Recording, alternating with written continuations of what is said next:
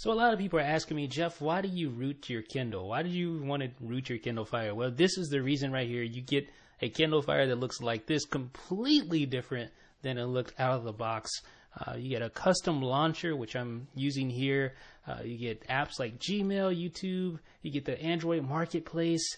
You get all these sorts of apps that you can use that you normally couldn't use on the Kindle Fire. So I'm going to show you a little bit about what we're doing here. You also still have the normal Kindle Fire interface, the Kindle launcher there, if you will. So you don't really get rid of the entire Kindle experience. If you still want to go back to the normal Kindle experience, you can do that. But the nice thing is you also have options to use a different launcher. This is the Go launcher that I'm using. If I hit home there, it goes back to that launcher's home screen, and you see the shortcut icons here that I have set up. I have one for Gmail, I have one for all my apps to load up my apps, and then I have one for web as well, Amazon Silk. And then you have all these different settings here that you normally wouldn't get with the stock launcher.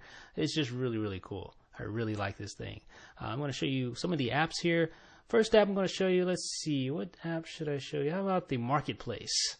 Because that is really where you get all this cool stuff anyway. You get apps like YouTube, you get apps like Gmail, and things like that.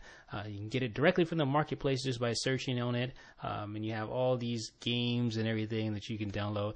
This does not compare to, of course, Apple, the App Store, or anything like that, but it's definitely a lot more robust than you get by default with Amazon's App Store. You get a lot of extra content here. Like I was saying, you couldn't get the YouTube app, you couldn't get the Gmail app from the Amazon App Store. So now you can. Here's the Gmail app here, and this is a lot better than what you get with the stock Kindle Fire experience. You know, the stock email app, this is a lot better than the stock email app, the Gmail app there.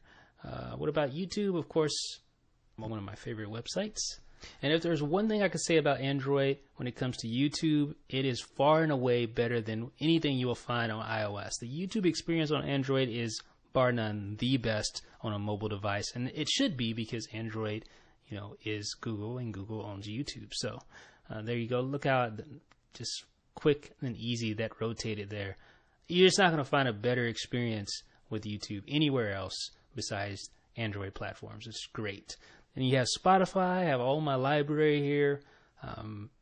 There's not much more to say than that. It's just your entire Spotify library. You can log in.